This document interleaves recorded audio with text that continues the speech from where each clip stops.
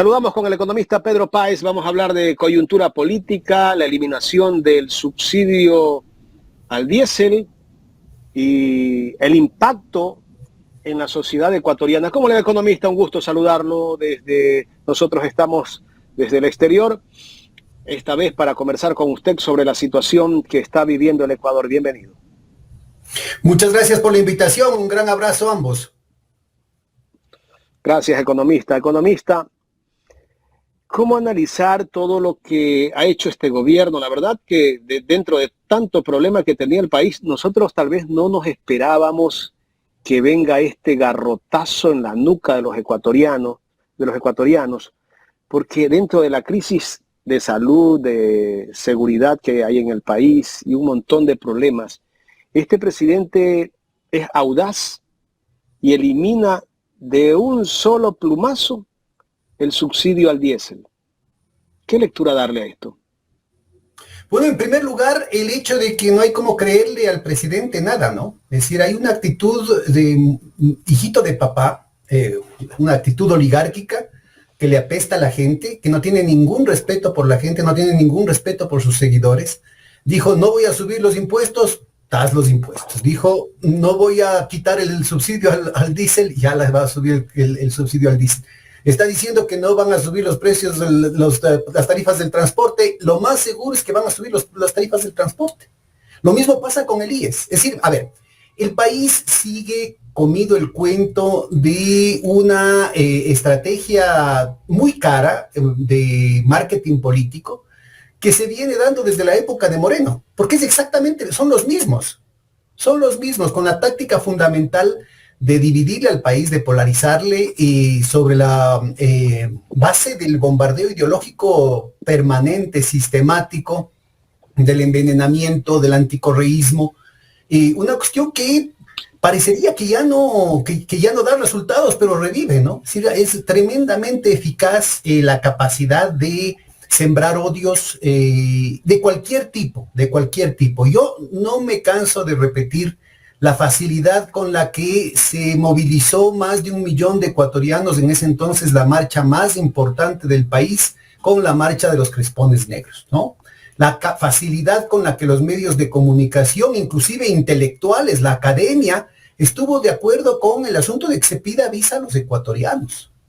Una marcha en la que hubieron voces para pedir armas para atacar a Quito. Y todo eso había sido, ¿no es cierto?, en realidad una pantalla para librarse de la caída de los bancos, que ya estaba en ciernes.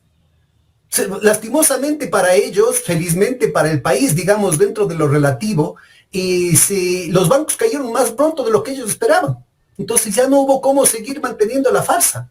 Pero iban a seguir escalando el asunto y nuevamente, ¿no es cierto?, vuelven a aparecer una serie de revisiones históricas y no cuestiones. Entonces, cuando se les acabe el cuento del anticorreísmo, de que toda persona con cualquier rasgo de sensibilidad social es un narcoterrorista, ladrón, canalla, no sé qué más, ¿no? Ese momento van a tener que sacar otro tipo de cosas y van a enfrentar a Cañar contra Cuenca y van a enfrentar a La Tacunga contra Ambato y van a Bahía contra Chone. Es decir, cualquier tipo de problema va a ser la norma. El Ecuador es un experimento de algo que ya están abriendo a toda América Latina, que ya lo han utilizado en otras ocasiones, que es crear el conflicto. Entonces, en ese contexto, el tema de la subida del diésel tiene dos grandes propósitos. El primero es político y el segundo es económico. En el plano económico, la cantaleta de siempre, yo no me puedo revisar porque es crónica de una muerte anunciada. Esto de aquí es una imposición del Fondo Monetario Internacional en la que hay una cantidad de economistas criollos que son más papistas que el Papa, con el soporte de los medios de comunicación tradicionales y de la academia, ¿sí?, retornando a las políticas neoliberales, pero con venganza. Niveles de extremismo en las políticas neoliberales que no las tuvo ni Pinochet. Pinochet, por ejemplo, el tema del cobre, que sería el equivalente al petróleo en el Ecuador, no lo tocaba. Para llevarse las Fuerzas Armadas, sin duda, pero no lo tocaba. Aquí, ¿no es cierto? Por favor, no nos despistemos. Las dos joyas de la corona son el petróleo y el IES. Y esto se viene inmediatamente. Ya se están enviando otra vez unos decretos, unos proyectos de ley urgentes de emergencia económica. Otro irrespeto a las instituciones. Ese es el vaciamiento de cualquier procedimiento, de cualquier balance y chequeo, de cualquier norma democrática, de cualquier, inclusive cualquier dignidad en el tratamiento de las instituciones, porque utilizan la asamblea como una payasada, ¿no? Entonces, mandan así, y si quieren le cambian, ni siquiera se preocupan en hacer bien, en redactar bien las normas, etcétera, etcétera. Entonces, en el plano económico, ¿no es cierto?, lo que estamos es en una escalada del chantaje del Fondo Monetario Internacional, al punto de que este aumento de los combustibles es porque los gobiernos se han portado bien, es porque han hecho bien el ajuste. Y entonces hay un indicador dentro de las condiciones del Fondo Monetario Internacional, que es el superávit o el déficit, el superávit primario, operativo primario del Ministerio de Finanzas, incluyendo los subsidios, ¿no? Entonces, hasta hace poco estaba fijado que el país tenía que cubrir el 5.5% del Producto Interno Bruto de este superávit. Eso quería decir que tenía que ajustarse de tal manera la inversión pública y los gastos públicos que se deje guardadito 5.5, estamos hablando de más de 6,000 millones de dólares tenía que dejarse intocados para el servicio de la deuda externa. Y ahora le dijeron, no es suficiente el 5.5% que ha cumplido, sino que ahora va a ser el 6.6%. ¿Sí? Estamos hablando de casi 1.500 millones más, que, oh casualidad, es precisamente lo que dice el gobierno que va a ingresar por la subida del diésel. Entonces, miren, la cosa no va a parar. Van a continuar las privatizaciones, va a continuar el ajuste.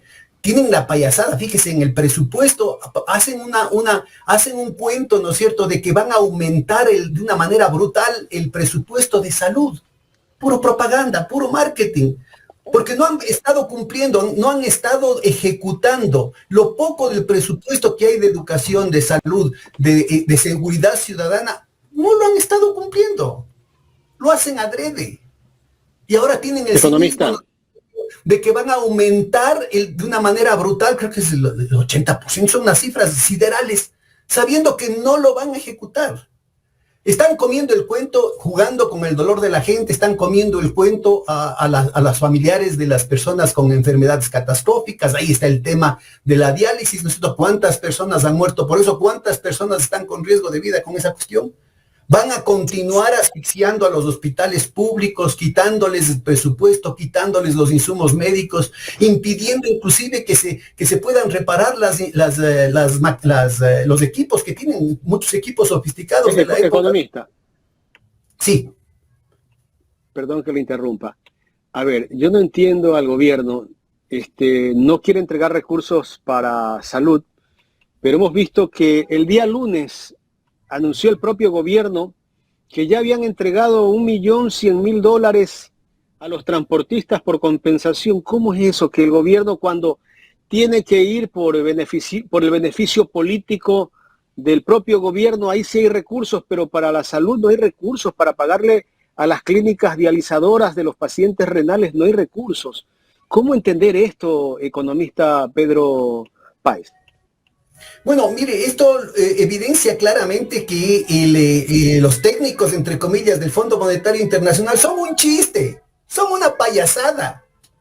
Estos pobres fulanos que tienen unos sueldazos, ¿no es cierto?, ya no saben en realidad cómo encubrir, cómo maquillar su cinismo, su descaro, su corrupción.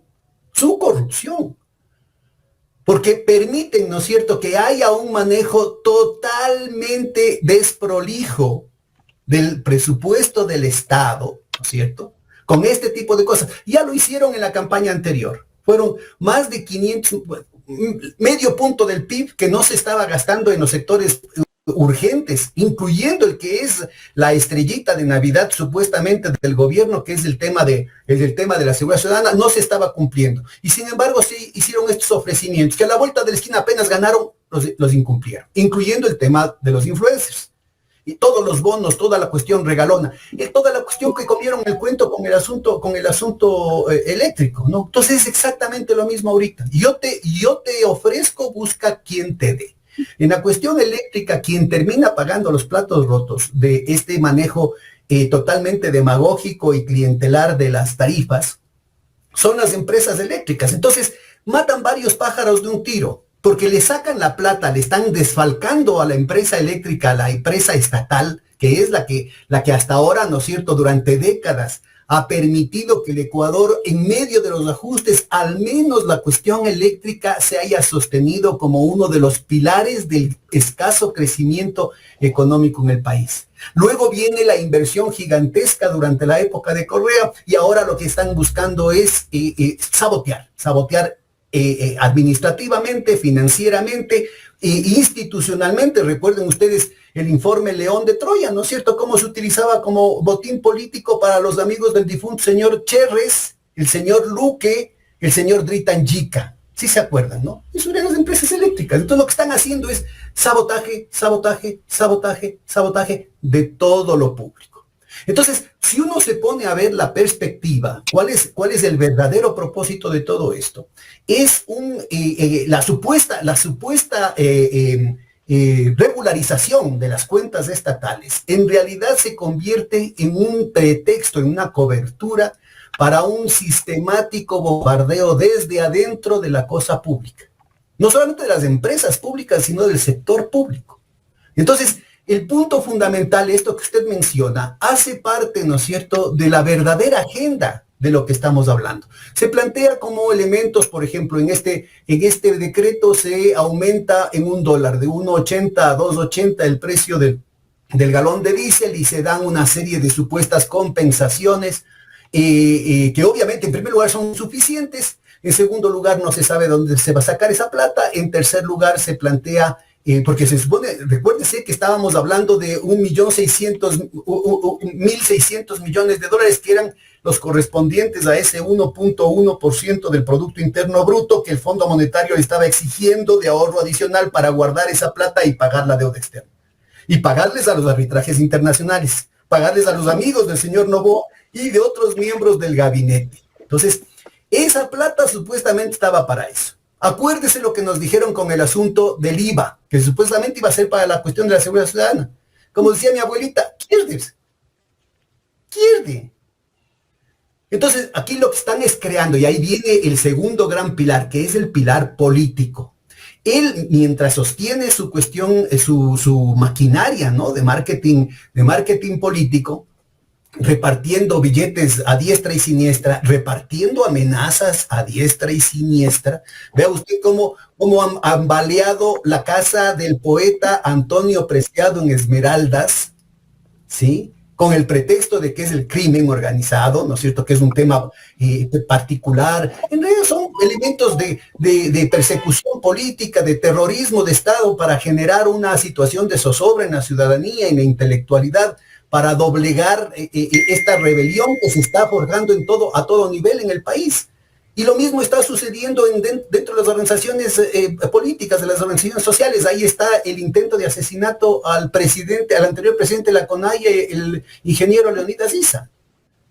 Esto está acompañado con un proceso de división. Por otro lado, deben estar comprando dirigentes, deben estar comprando competencias, y por otro lado, amenazas y llevar a cabo esas amenazas.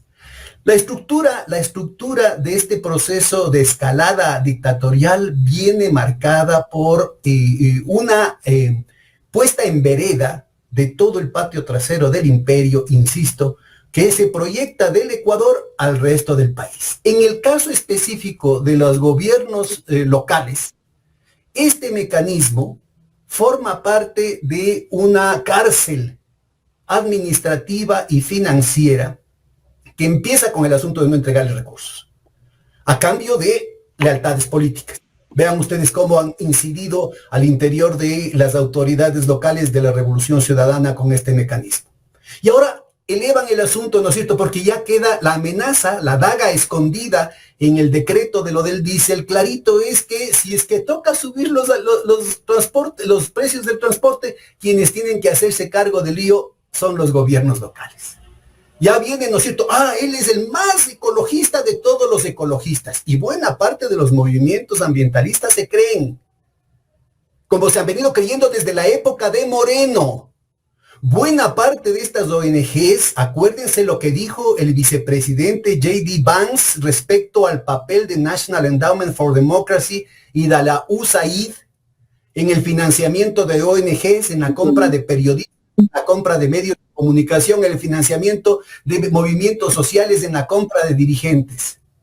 Y también en el tráfico de drogas en Afganistán. Esto lo dijo el vicepresidente de los Estados Unidos de una reunión del más alto nivel con los ministros de defensa de toda Europa.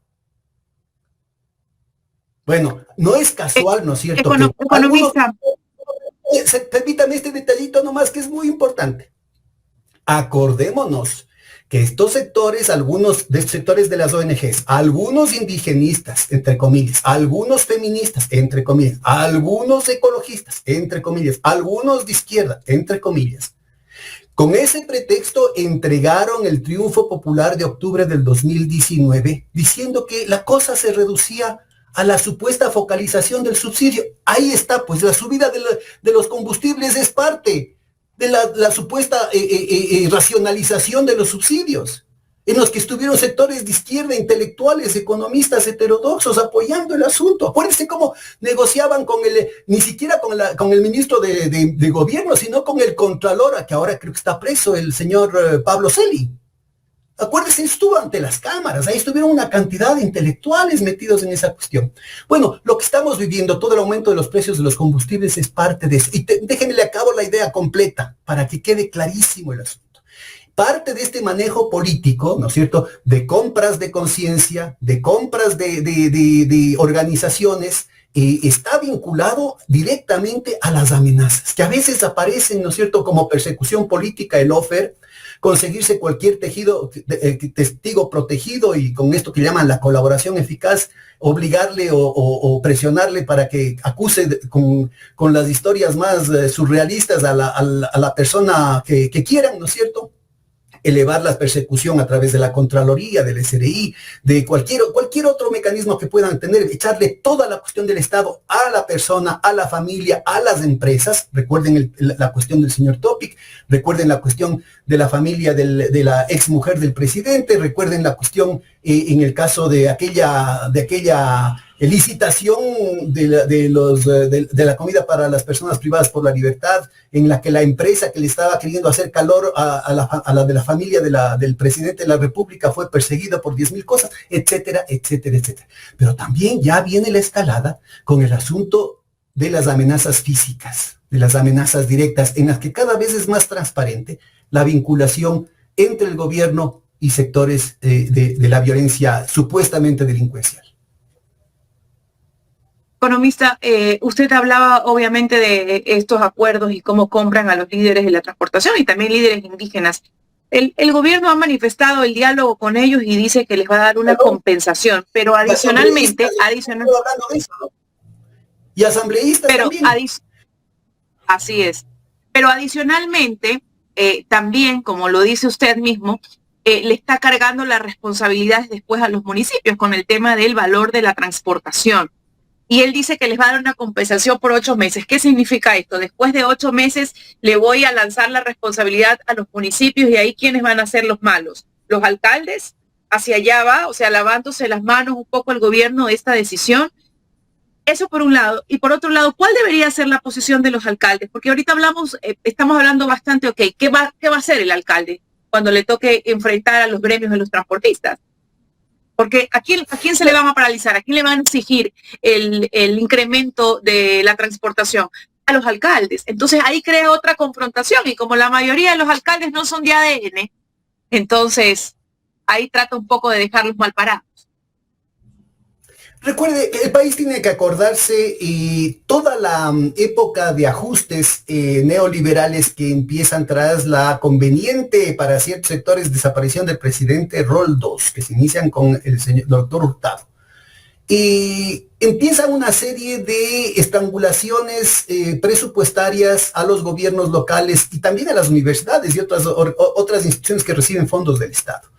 Y resulta ser que desde la Asamblea, por ejemplo, el Partido Social Cristiano, el propio Febres Cordero, ¿no es cierto?, una vez que dejó de ser presidente de la República, manejaba al país justamente controlando al Ministerio de Finanzas a través de gente que tenían ahí adentro, a través de las amenazas de juicio político, a través de cuestiones con la Contraloría, que controlaban de la Contraloría desde la oposición, ¿no es cierto? Y manejaban el tema de lo que pasaba con las asignaciones presupuestarias a los gobiernos seccionales. En la época de Correa, Correa da muestras, ¿no es cierto?, de mucha transparencia y se reúne con alcaldes y prefectos de todas las tendencias, incluyendo el señor Noboa, y garantizaba el flujo de recursos para los gobiernos seccionales, dando una muestra de pluralismo, marcando claramente cuál debería ser la tónica de cualquier gobierno democrático. Desde la época de Moreno, pero sobre todo con Noboa, se ha utilizado el estrangulamiento presupuestario como un instrumento de sometimiento de las instituciones. Y no solamente son las alcaldías y las prefecturas, sino también las universidades. También las universidades, acuérdense lo que sucedió con la ley de impericia, ¿no es cierto? La gloriosa Universidad Central del Ecuador se puso de rodillas y terminó diciendo que el plagio no era plagio. Acordémonos, por favor. Entonces, lo que se está haciendo con esto, insisto, porque no es solamente el tema de los transportes, es también el tema de los arbitrajes internacionales, que ahora les van a echar el muerto a los gobiernos. Ah, sí, no, yo soy bien ecologista, pero si hay cualquier consecuencia, que además a mí me conviene, porque vea, en el presupuesto se está poniendo en primer lugar, decían que eran 2.000 millones de dólares lo que le iban a pagar a Chevron, y ahora está en el presupuesto, son 3.000 millones lo que le van a pagar. Y de golpe, ¿no? Ya están diciendo que como gran cosa van a pagarle de golpe 800 millones. No hay para los hospitales, pero de golpe les dan eso. Entonces... Economistas, por eso es que el presidente, en el caso de la empresa minera Dundee Precious Metal, se lava las manos y le dice, bueno, tendrán que defender su teoría en arbitrajes internacionales, ahí las alcaldías y las prefecturas. Ya tienen designado el presupuesto, para ellos es un ganar-ganar, se explote o no se explote, es un ganar-ganar. Entonces, de nuevo, ahí está clarito el chantaje en este gobierno, pero también es clarito la confluencia de varias fuerzas desde hace largo rato. Cuando el presidente Correa desmantela este mecanismo de presión, de esclavitud, de servidumbre, que son los arbitrajes internacionales, estaban buena parte de Boca, ¿no es cierto?, inclusive varios intelectuales, varios movimientos sociales involucrados con esta cuestión, inmediatamente se dieron la vuelta y se han quedado con un silencio cómplice respecto al tema de los arbitrajes internacionales. Sectores supuestamente de izquierda, sectores supuestamente de centro. Ahí está, a propósito de que hablábamos de la cuestión de que las compras de dirigentes, de ONGs, del un lado al otro. También están asambleístas, pero también están buena parte de los recientes nombramientos de embajadores, ¿no?, que ya rebasaron la cuota política. Antes los empleados, los funcionarios de carrera del Ministerio de Relaciones Exteriores eran muy celosos con el cumplimiento de las cuotas políticas. Ahora se ha pasado de largo y no dicen nada.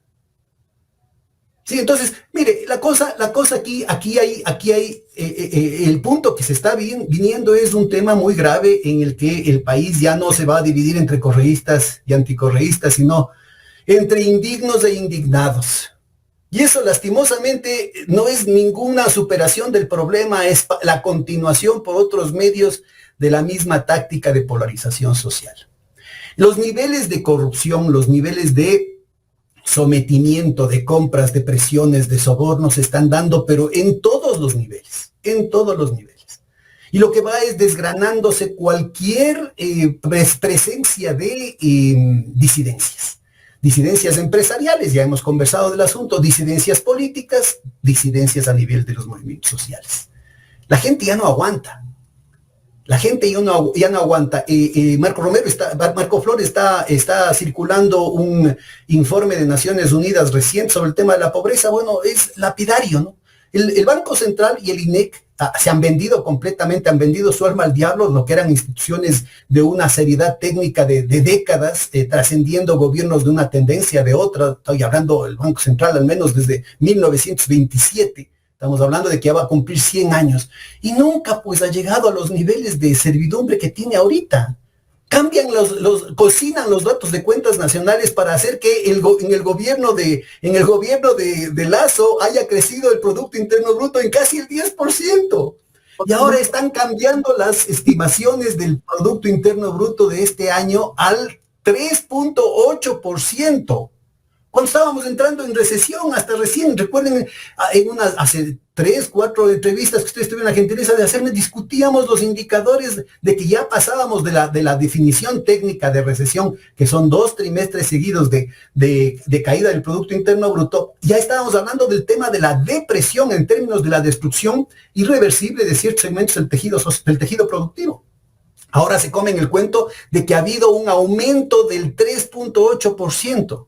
El Fondo Monetario Internacional no le sigue todavía. El Banco Mundial no le sigue todavía. Tienen estimaciones mucho más bajas. La CEPAL todavía no, pero van a haber presiones para... Entonces nos preguntamos de dónde sacan ese porcentaje, doctor. Exacto. ¿Por qué? Porque miren nomás cómo nos engañan con la proforma presupuestaria de 2025, que prácticamente es un engaño.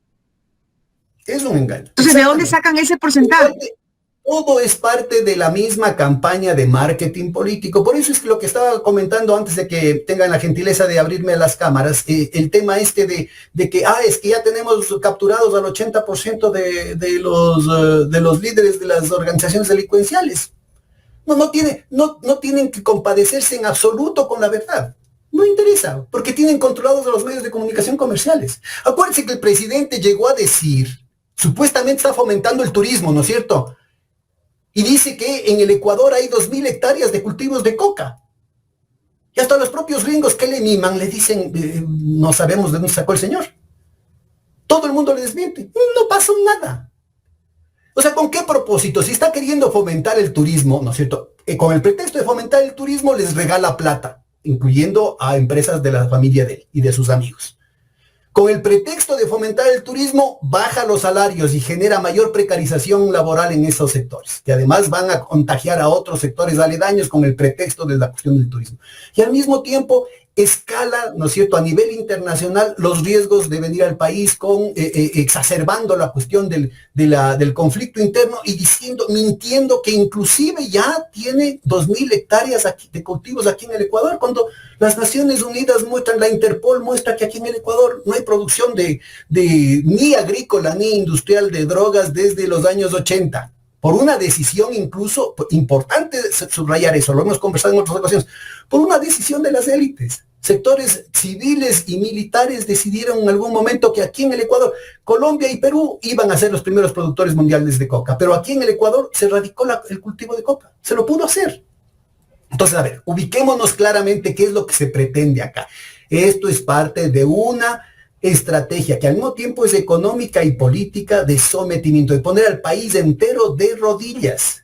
Y la utilización de los programas de ajuste es parte de este castigo a la población. Darle palo a la población, no dejarle que la gente pueda levantar cabeza, no dejarle que la población respire, mantener en un permanente Jesucito, ¿no es cierto?, a todo el mundo, a las madres de familia, qué va a pasar, con qué vamos a comer, y ahora qué hacemos si es que aumenta el precio del transporte, y ahora qué hacemos con esto. Dice que no va a aumentar el precio del gas, pues lo más probable es que vaya a aumentar el precio del gas. Porque economista, una de las cosas que más preocupa, que usted la mencionó, pero sí me gustaría que la aborde un poco más, es el tema de la seguridad social que le van a meter las manos.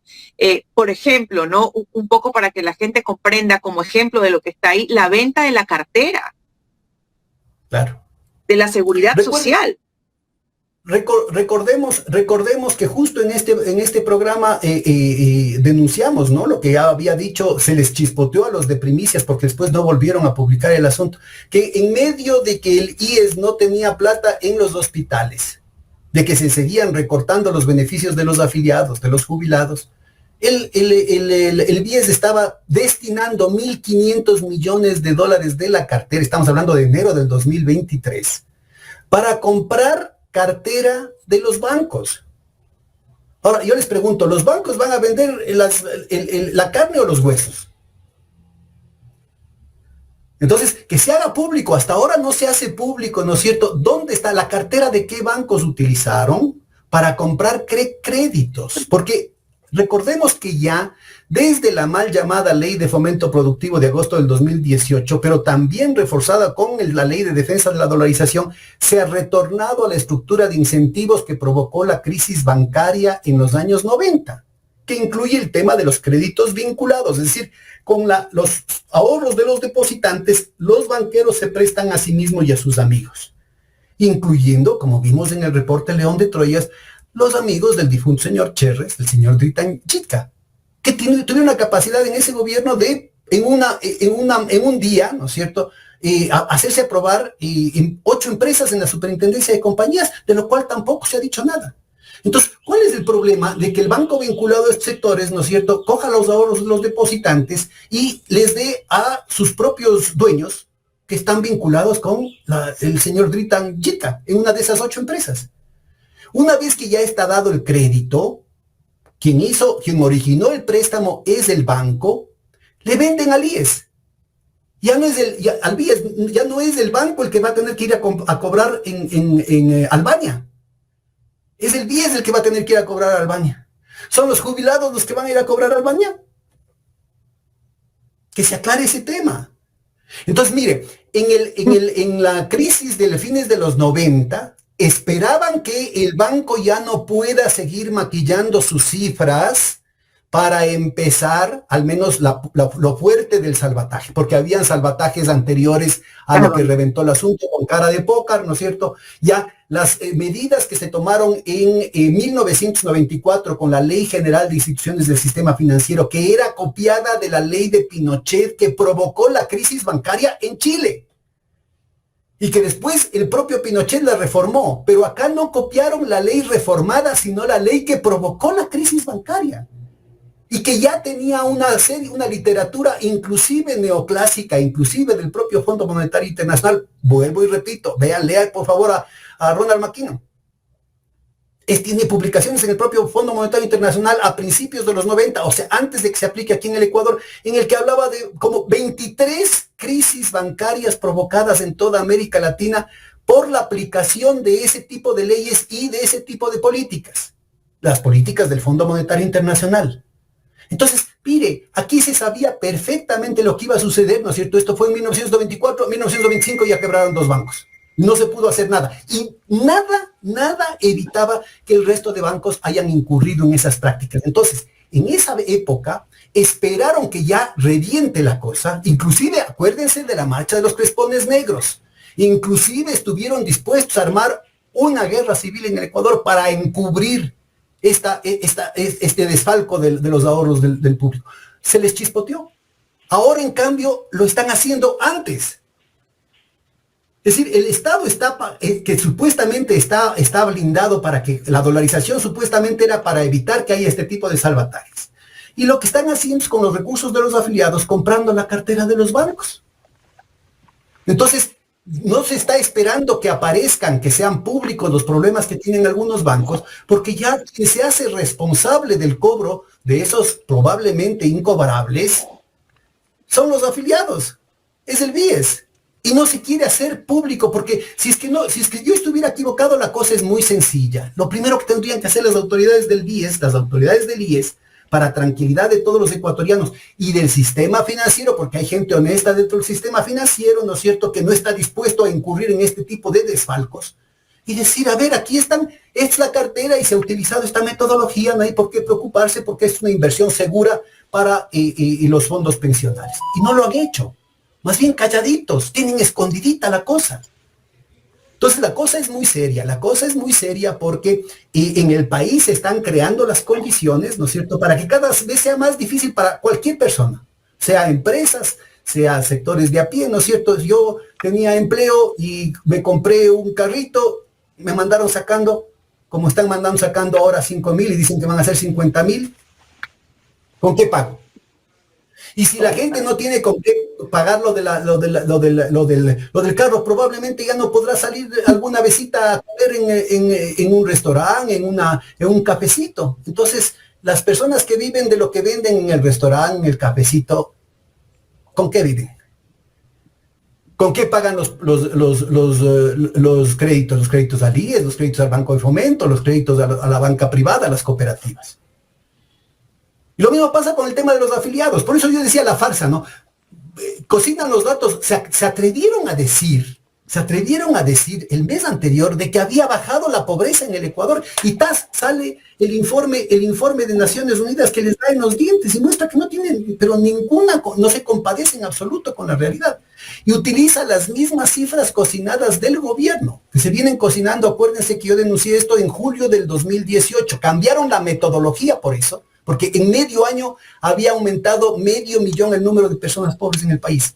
Cambiaron la metodología, mandaron sacando a las 3 principales autoridades del INEC y le convirtieron al INEC en una oficina de propaganda de la presidencia de la República. Con esas cifras, ¿no es cierto? Con esas cifras cocinadas no se puede tapar, inclusive con esas cifras cocinadas no se puede tapar el sol con un solo dedo. Y vuelve a aparecer la evidencia de un deterioro de las condiciones sociales brutales, que se manifiesta además en el asunto de la brutal migración que ha tenido el país.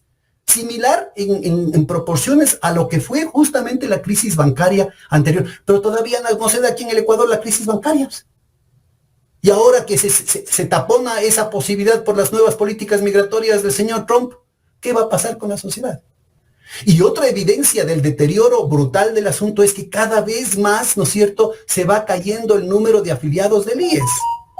Lo que se hizo en el año 2007-2008 se convocó a la Auditoría Ciudadana de la Deuda Externa, se encontraron todas las trafacías que hacían con el tema de la deuda, como volvieron a hacer ahora, ¿no es cierto?, con la renegociación que empezó en marzo del 2020 y que hasta ahora estamos sufriendo, y que vamos a tener esa supuesta renegociación que le significó al ministro desde entonces un puestazo en Washington, con la Procuraduría diciendo que el Banco Interamericano de Desarrollo no es banco. ¿Sí? Acuérdense ustedes que en plena pandemia se prepagó la deuda externa, se dio una serie de regalitos a los banqueros, supuestamente con la mejor renegociación que tuvo el país, y ahora, ¿no es cierto?, este año tenemos que pagar 11.700 millones de dólares del servicio de la deuda, y el próximo año es más, y el 2027 es más todavía. Entonces, mire, lo que estamos hablando, la situación de llevarle al país adrede a un callejón sin salidas. En el marco de esa situación, lo que se hizo fue, con la auditoría de la deuda, se logró rebajar los precios en el mercado internacional, igual a lo que pasó en el año 2019, 2020 acá, pero en lugar de pagar al 100%, como lo hizo el gobierno de Moreno, el gobierno de Lasso y el gobierno de Noboa, lo que se hizo fue pagar al 30%, a través del Instituto Ecuatoriano de Seguridad Social, y el Instituto Ecuatoriano de Seguridad Social, con esos recursos, los más grandes que ha habido en toda la historia del país, antes y después, desde 1927 hasta ahora, nunca ha habido una inyección de recursos más importante que eso, pudo utilizar esos bonos, que los compró al 30% del valor nominal, y obligó al Ministerio de Finanzas a pagar el 100%. Con esa plata se triplicó el número de afiliados. Pues desde entonces, desde el 2017, lo que han venido haciendo estos gobiernos es provocando la desafiliación, porque la gente pierde los empleos. ¿Qué pasa con los 50,000 afiliados que ahorita perdieron los empleos públicos? ¿Cómo pueden seguir sosteniendo si ni siquiera tienen para pagar lo fundamental? Entonces lo que están creando, ¿no es cierto?, están saboteando desde adentro al IES, haciendo inversiones que no van a poder recuperar y obligando a que la gente se desafilie del IES. Entonces lo están desfondando. ¿Por qué? Porque de lo que estamos hablando, para que tenga usted una idea, el Banco del Pichincha más o menos está manejando alrededor de 18-20% del Producto Interno Bruto en activos. Si a eso le suma el Banco Rumiñahui y Diners, en fin, todos los bancos que pertenecen, el Banco de Loja que pertenecen a ese grupo.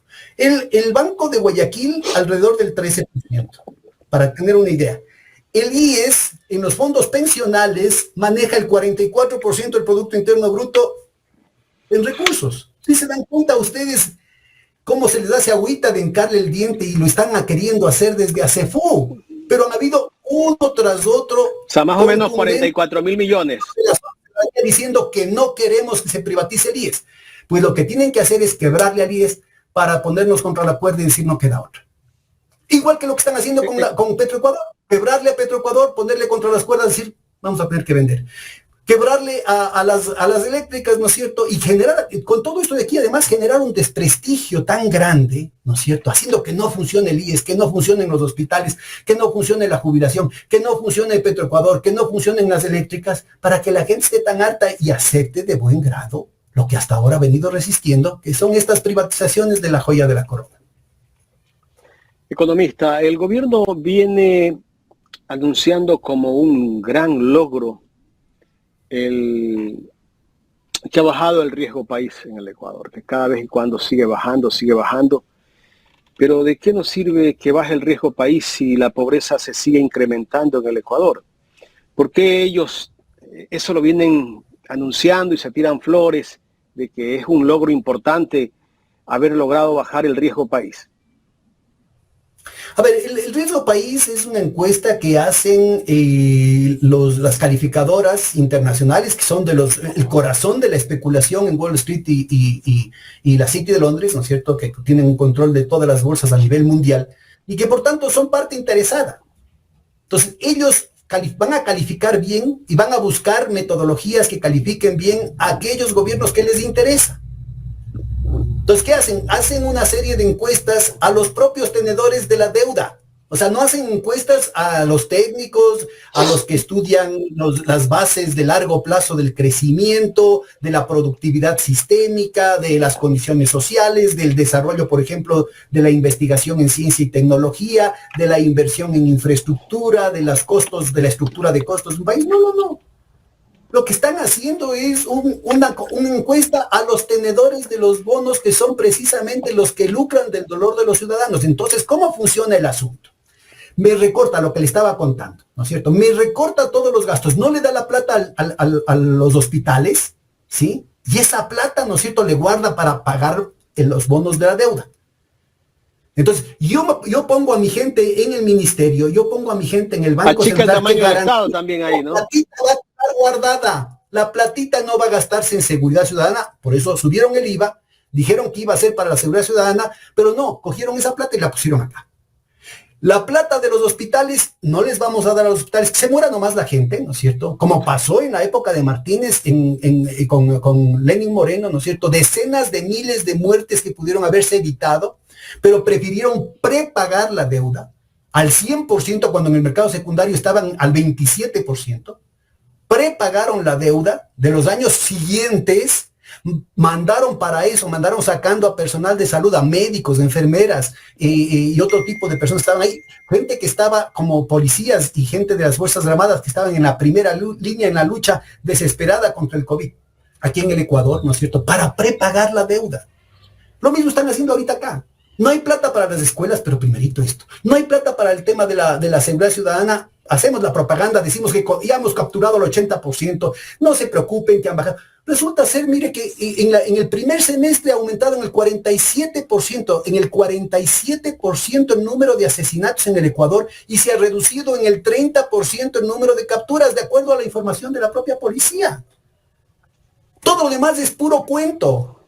Entonces, ¿cuál es el punto? Del 5.5% que tenían del Producto Interno Bruto, estamos hablando más de 6.000 millones que tenían que tener guardado para pagarles a los especuladores, le aumentan al 6.6%, que son estos 1.600 millones que dizque van a obtener del aumento del precio del diésel. Entonces, los dueños de los bonos que están especulando dicen, no, ya estamos más seguros y por eso les vamos a bajar un puntito la cosa. Pero acuérdense que hay otro tipo de medidas económicas que inclusive sin que a regañadientes de aquellos que hacen estas estadísticas amañadas del riesgo país, no les queda otra que demostrar para garantizar un mínimo de seguridad, así un barniz de credibilidad, ¿no es cierto?, de calificar la cosa. Y yo les hago acuerdo que en la época del gobierno comunista, castrochavista y antiempresarial, antediluviano de Correa, se llegó a 235 puntos de riesgo país. Ahora ponen como gran logro el que se haya llegado a 700. Por favor, todo es público. Pero el país está destruido, pues. Busque la serie estadística del riesgo país y dése cuenta de que hay otras formas de reducir el riesgo país. Hay otras formas de mejorar las condiciones las condiciones de préstamo internacional. Y yo además le aseguro una cosa, y esto lo ha dicho en varias entrevistas, lo ha dicho el exministro de Finanzas, Carlos de la Torre, que cuando él hizo todas estas otras alternativas para reducir el riesgo país, porque querían salir con bonos en el mercado internacional para financiar al Estado a finales del 2017, pues inmediatamente gente del gobierno de Moreno se encargó de agitar el avispero para que pueda subir el riesgo país, y las condiciones con las que se sale con nueva deuda a los mercados internacionales se deterioren en perjuicio del país y para favorecer a los especuladores. No sé si queda claro el esquema. Este juego lo están jugando desde 1981. Son expertos en eso. Y son ecuatorianos, ¿ah? Son ecuatorianos. Aparecen con nombres internacionales, acuérdense, del Fideicomiso Nora, del Fideicomiso Malena, del Fideicomiso Bon Narco. Acuérdense lo que dice los Paradise Papers, los Panama Papers. Ahí están, son ecuatorianos, entre comillas, ¿no? Muy amigos del señor Dritan Jitka y del difunto señor Cherres. Así es. Economista, ya en la recta final de este diálogo, tengo dos interrogantes. ¿Cuánto es el presupuesto que se destinaba o se destina para el subsidio al diésel? ¿Y por qué el gobierno anuncia dar una compensación por 8 meses y después de 8 meses que se hagan cargo los municipios de este problema que es la compensación? Mira, en eso, la Asociación de Técnicos Petroleros Ecuatorianos que presidía el ingeniero David Almeida en varias ocasiones salió con cifras a mostrar que depende de la metodología de cálculo de ese subsidio, ¿no? Y él mostraba que en realidad no había subsidio a los... Porque el gobierno habla de 1.200, 1.100 millones. Sí, en los documentos del Fondo Monetario Internacional hablan de 2% del PIB, 2.5% del PIB, pero insisto, esto de aquí es sujeto a muchos intereses ideológicos y políticos que se encargan de amañar las cosas. Acuérdense de todo el bochinche que hicieron, ¿no es cierto? Inclusive distorsionando las cifras del propio Fondo Monetario Internacional en el 2017 para decir que el gobierno de Correa había hecho el endeudamiento más brutal del Ecuador, cosa que era mentira. No estaba ni en el 40%. Ahora vamos a acabar este año con más del 90% del Producto Interno Bruto como índice de endeudamiento del Ecuador. Entonces, a ver, vamos a ver qué es lo que quiere decir esta situación, ¿no es cierto? No es el dato técnico. El ajuste va a continuar independientemente de estas cifras, no porque con esto se resuelva el problema, porque han venido recortando la inversión pública, el gasto público sistemáticamente desde el gobierno de Moreno, Lasso y Noboa, y cada vez el hueco es más grande. En este momento, mire, el presupuesto que se envió del 2025 habla de un déficit, o sea, el déficit oficial, el formal, de más del 5%. Pero las necesidades del financiamiento, aparte de esos del déficit, incluyendo los desembolsos de la deuda que ya hubieron, son de más del 11% adicionales. Y tienen la desfachatez, ¿no es cierto?, de presentar un presupuesto que no estaba cubierto ni en el 25 ni en 25 mil millones a julio del 2025, y pretenden que van a acabar el año 2025 a diciembre con 41 mil millones. ¿Sí? Entonces, perdón, no son 25 mil millones, son 15 mil millones. Quiere decir que en este periodo, ¿no es cierto?, con este desfinanciamiento van a conseguirse 26 mil millones de algún lado. No hay de dónde. Pero esto de aquí se da en el marco de una sistemática reducción de los recursos para el país, para pagar la deuda externa, para pagar los arbitrajes internacionales, para darles el gusto a Wall Street y a la City de Londres, con sus socios locales que son los especuladores, amigos del difunto señor Cherres y amigos de Dritan Jitka. Entonces, a ver, el punto fundamental aquí es que al mismo tiempo que se hace ese sacrificio brutal, la deuda externa aumenta. Insisto, era 40%, ahora es más del doble, era 40% en el 2017, ahora es más del doble, y la pregunta obvia es, ¿y a dónde se fue esa plata? ¿Para qué nos endeudamos? ¿Dónde están los puertos? ¿Dónde están las presas hidroeléctricas? ¿Dónde están los nuevos activos del Estado que van a mejorar la capacidad productiva del país? Kirby. Todo eso de ahí, ¿no es cierto?, ha terminado diluyéndose en más subsidios a las grandes empresas, como en perdonarse las deudas. Ahí está lo que se ha perdonado las deudas con el SRI, el propio presidente de la República y su familia. Y hay algunas señoras dentro de esa familia que aparecen como en camino a los altares, ¿no es cierto?, por su santidad. Están manchadas sus manos de sangre porque la plata que ellas no han pagado al SRI es la plata que no hay en los hospitales. Es lo que provoca la muerte de la gente, por ejemplo, en los temas de diálisis y otras enfermedades catastróficas. Entonces, a ver, ubiquémonos clarito. Se aumenta, o sea, se sigue cortando la inversión pública, se sigue asfixiando a los hospitales, se sigue asfixiando a Petroecuador, se sigue asfixiando al IES, se sigue asfixiando a la Telefónica, a la Eléctrica, se sigue asfixiando a todo, se sigue asfixiando a las escuelas, a los colegios, a las universidades, se sigue asfixiando a los gobiernos locales, independientemente del signo que sea, pero obviamente con mayor venganza a los correístas. Y ese sacrificio durante 8 años no ha mejorado en nada la situación fiscal, ha seguido aumentando el hueco fiscal.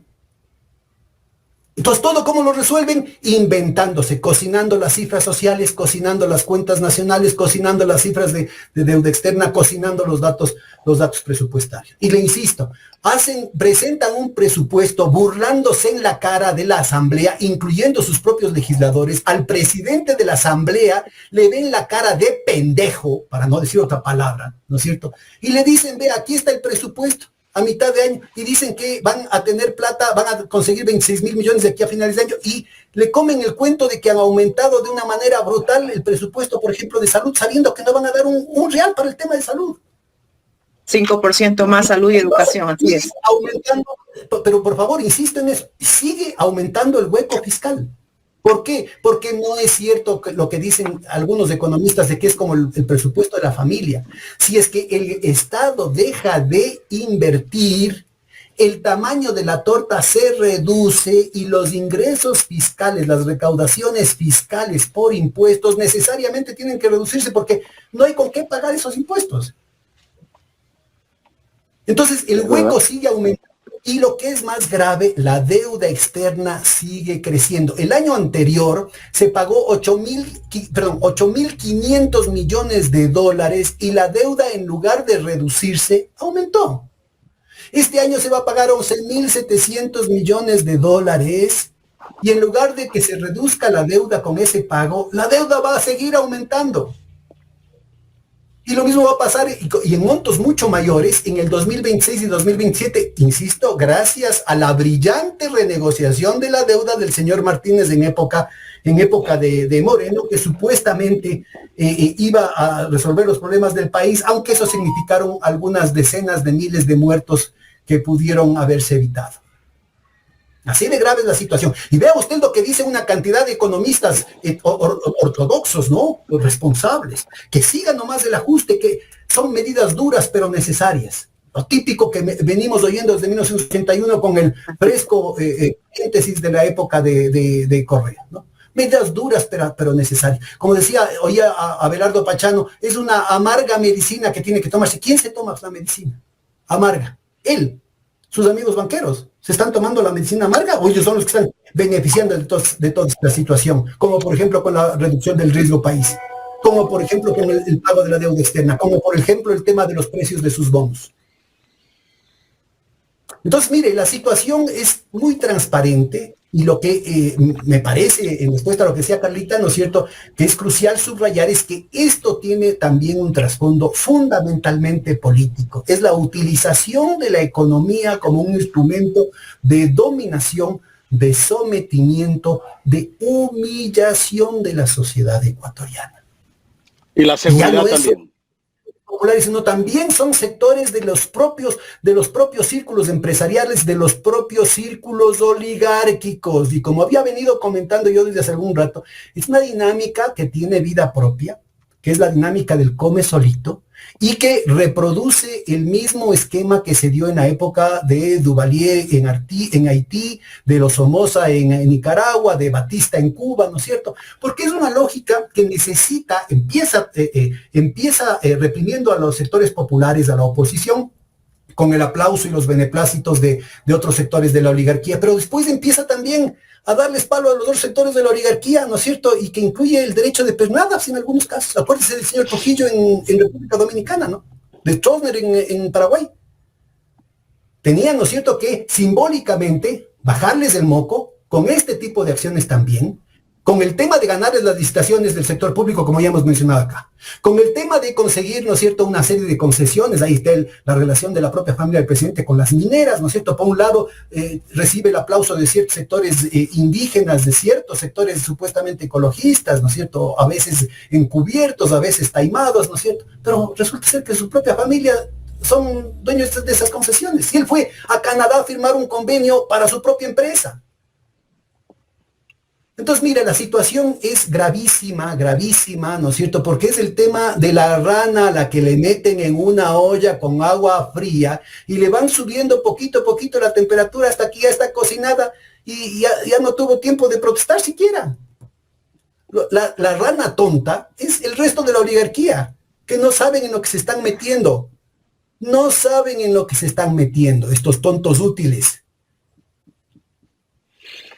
Economista, yo le hice un interrogante sobre la compensación del gobierno, que solo va por 8 meses, lo anunció el ministro de Transporte, que solo por 8 meses. ¿Qué va a pasar después?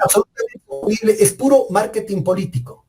O sea, de eso de ahí, yo les insisto, supuestamente van a recaudar 1.600 millones con la venta, pero resulta ser que de esa venta, ¿no es cierto?, ya con todos el reparto de compensaciones, entre comillas, que es un reparto político, es parte de este manejo de amenazas, chantajes, sobornos y compras, ¿no? Entonces, parte de esta situación es ¿de dónde va a sacar esa plata? Estamos hablando de 850, 900 millones que van a tener que gastar en eso. Entonces no aparece ese compromiso de los 1.600 millones que decía el Fondo Monetario de subir del 5.5 al 6.6 este superávit primario operativo al que hacía referencia yo.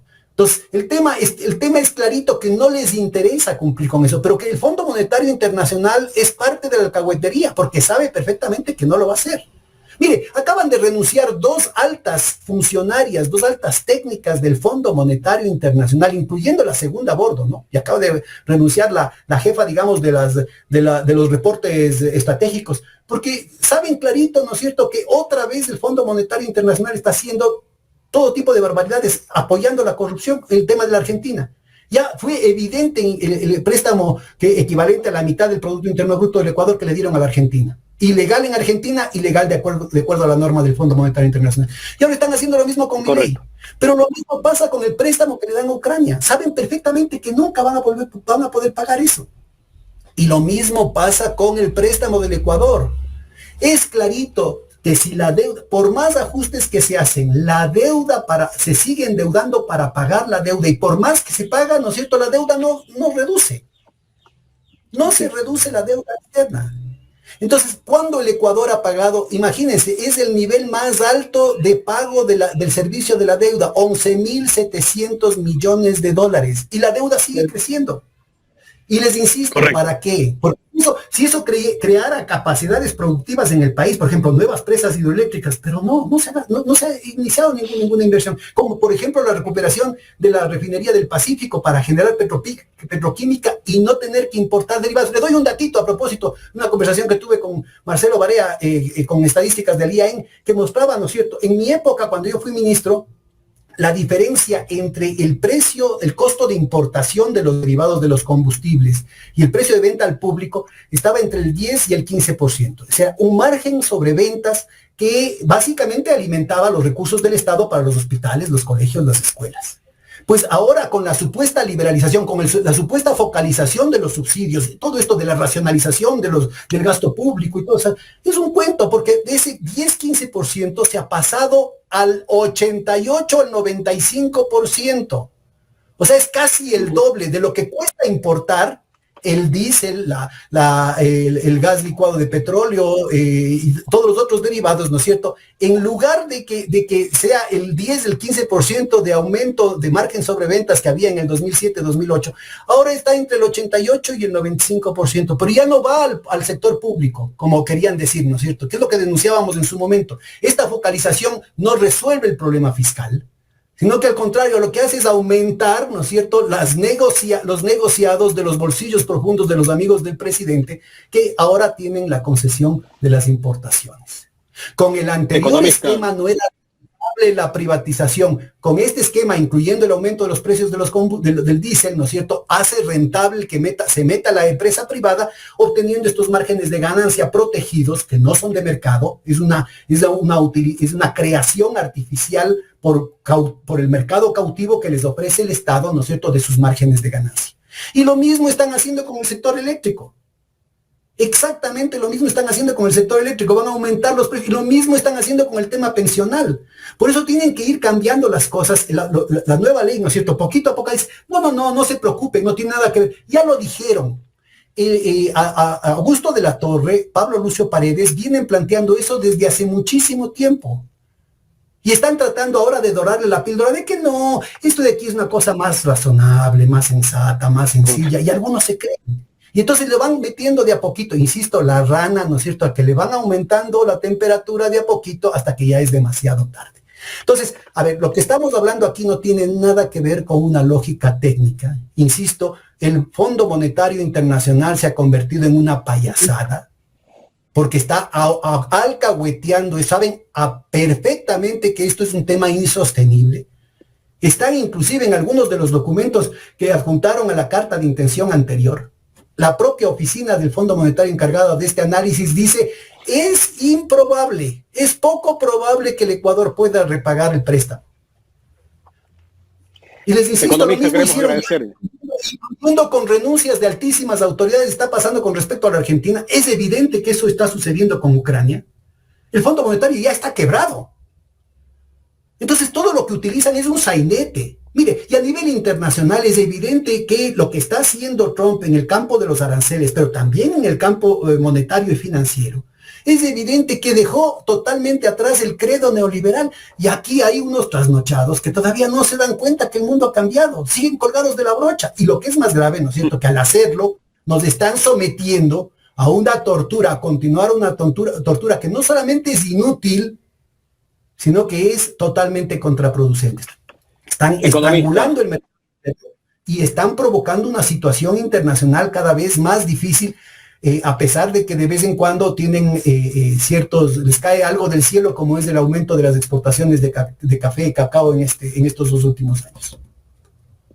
Economista, queremos agradecerle por el tiempo que nos ha brindado para este análisis en este día miércoles aquí en Ecuador en Directo. Muchas gracias, un gran abrazo y abrir bien los ojos, por favor.